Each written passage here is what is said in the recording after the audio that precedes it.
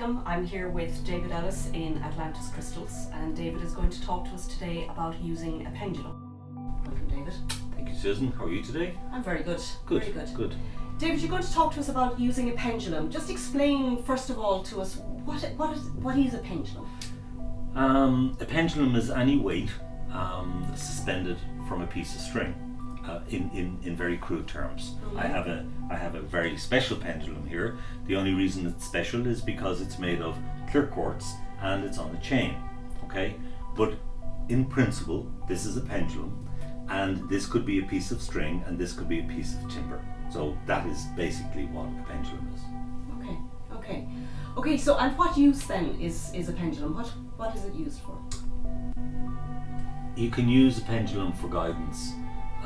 So if I have questions that I want answered, I can seek to the pendulum for seeking that guidance, looking for help, looking for clarity in things. Okay. And just talk to us a little bit more then about, the differences in using maybe a crystal pendulum to, as you say, working with a piece of wood. Is there a difference? It depends on the individual. I mean, wood is part of nature. Crystals are part of nature. Crystals are grown in the ground. Wood can be hundreds of years old. Crystals are millions of years old. So it's very much an individual taste. Okay. Some people can work with wood better than crystal. Some people can work with copper better. Some people can work with brass better. Now, we've talked before about programming crystals and cleansing and clearing them. Does the crystal pendulum, does it absorb some of the energies, if you're actually using it over time, does it absorb? Yes, it does, of course it does. So if I'm going to use this crystal pendulum for seeking advice or counsel or clarity, then before I do that, I need to do the cleansing routine, and I need to program it to tell it what it is that I want to do. So now this particular piece, this is already charged and ready to go because earlier I charged it to do that work. The same applies with a piece of timber, the same applies with some silver or brass or copper. Whatever pendulum you're going to use, once it's of nature, then you need to go through the same process. So David, could you give us an example or even show us an example of a pendulum working? Yes, of course. The first thing, however, before I would explain about that, it's very, very important to understand that the pendulum has no power. So Okay. even though that I'm programming the pendulum, I've cleansed it and I'm programming it to do some work, the crystal or the wood or the silver, whatever it is, it actually has no power. The power is not coming from the pendulum. The power is coming from your higher self, from your divine source. So when you are looking for guidance on something, you would hold the pendulum like so over your hand, right?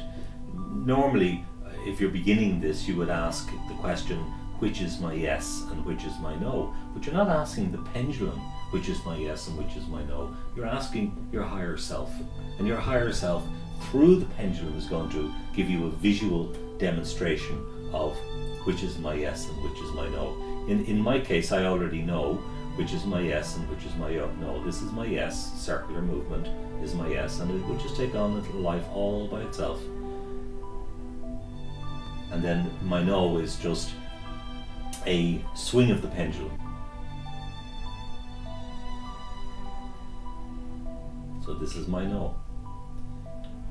So when I ask a question, the questions have to be very specific. They can't be vague. It's a little bit like when you're using the power of your intention to manifest something. If there's something vague in your intention, then it's not going to work. Questions for your higher self work on the same principle. If it's vague, you're not going to get an answer. It is a yes or a no. It's as simple as that. As a demonstration, I brought this book along.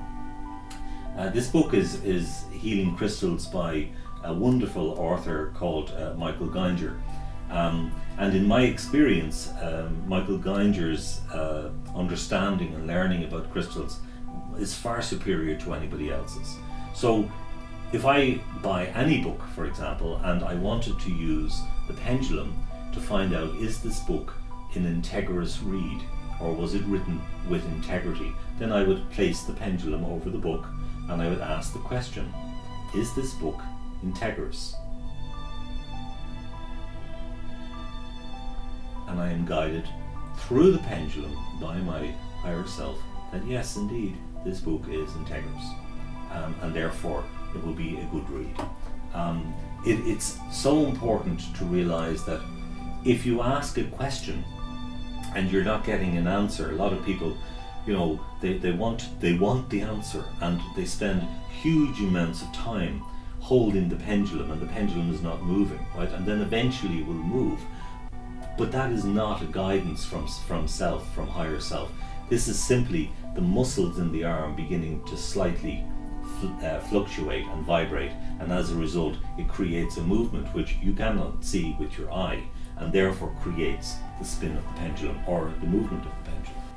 But it's not the same for everybody, David, in terms of the swing of the pendulum, because your no is different to the way the pendulum swings for me on the no. Yes, actually that's a very good point that you raised, Susan, because it's not the same for everybody, and that is the reason why when we're beginning, if we're not familiar, we ask, which is my yes and which is my no. So when I ask, which is my yes, I allow time to establish what my yes is. My yes never changes, my no never changes.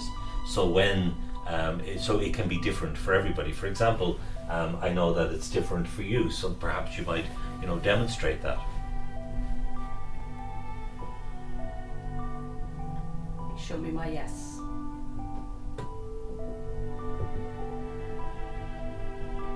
Thank you. Show me my no.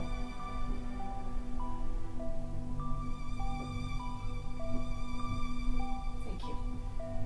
Very good. So perhaps maybe we could demonstrate that a little bit further if you chose a piece of clear quartz from that shelf there and asked for verification that it was clear quartz. Okay. Oh yes, this is a beautiful piece. Oh. Okay. Is this clear quartz?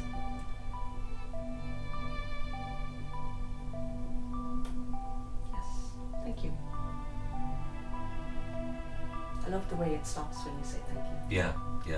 And the other thing that's interesting is that if you notice that when you're holding the pendulum, that you will feel the draw of the spin. Mm-hmm. It's not like, it's just kind of spinning around. You can actually feel a connection. You can feel a draw, yes, pulling from you, that connection. Why don't you take the piece of calcite off the next shelf and ask the same question? And to get clarification, is this a piece of clear quartz? Is this a piece of clear quartz? No, it's not. Okay. Thank you. So this is a piece of calcite, if you want to clarify. Okay. Is this a piece of calcite? Yes. Thank you. So you can see that the pendulum, for it's a great tool for people who are not able to express their intuition within their feelings in their stomach. We all have intuition. Some people are just not able to feel that feeling. They work with a visual aid. Some people are visual people, some people are feeling people, some people are audio people. So for those who are visual, the pendulum is a tremendous tool for them to have clarity. And I think one of the important things, David, is I remember when I started working with a pendulum that I wasn't sure whether I was connecting in with it, in the beginning. So it's probably fair to say that you need to have patience, that you need to really make that connection. Yes, it's not only making the connection, Susan, and yes, patience are required, because you are asking your higher self to demonstrate something for you visibly. Right. Okay, so you're asking something from the spirit world to actually manifest here on the planet. It takes time and patience in order for that to happen, because you have to allow yourself to go into your heart space. You have to connect. It's a little bit like the demonstration I did about cleansing the crystals. You know, it takes time. Everything takes time.